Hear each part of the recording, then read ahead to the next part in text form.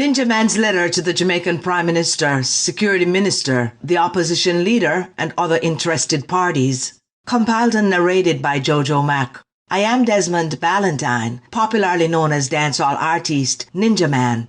I am addressing this letter to you in hopes that you will take into consideration the proposals I am presenting as a citizen of this great island, Jamaica. As you are no doubt aware, I am currently incarcerated in the Jamaican prison system. Being incarcerated has given me first-hand insights into same system. Thus, I would like to take the opportunity to present a proposal to you on behalf of thousands of inmates who are a part of this system and by large, the Jamaican people. I believe being incarcerated should not be a hindrance to me or anyone else in the system contributing to Jamaica in a positive way. Therefore, I would greatly appreciate you giving thought to the following, and that it does not get buried in the recesses of your minds. Firstly, so many of our citizens are in jail for various crimes, but they're not all criminals. While we understand that a prison system must be in place, I do believe that the system, in the interest of all Jamaicans, should find a way to rehabilitate those who are at some point scheduled to return to the general populace. It is imperative that the powers that be see them for who they were before they became the people who got involved in crimes or the situations that placed them in this system. The men and women who are incarcerated should be given some hope that when they return to society, they will have options, or more than likely, a great number of them will return to the very thing that got them locked up in the first place, maybe worse. When a man or woman loses all sense of hope for self-reliance, their mental state is no longer normal. The need for survival is what will prompt them. Therefore, the general populace will no doubt be at risk. If a system is put into place to counteract these potential outcomes, everyone involved will be able to breathe a lot easier. When melancholy sets in, no one knows where the axe will fall. The only thing we can be sure of is that it will. So considering the options that I am proposing to you will ultimately be in the best interest of all the citizens of Jamaica. One element that is missing from the system in Jamaica is an institution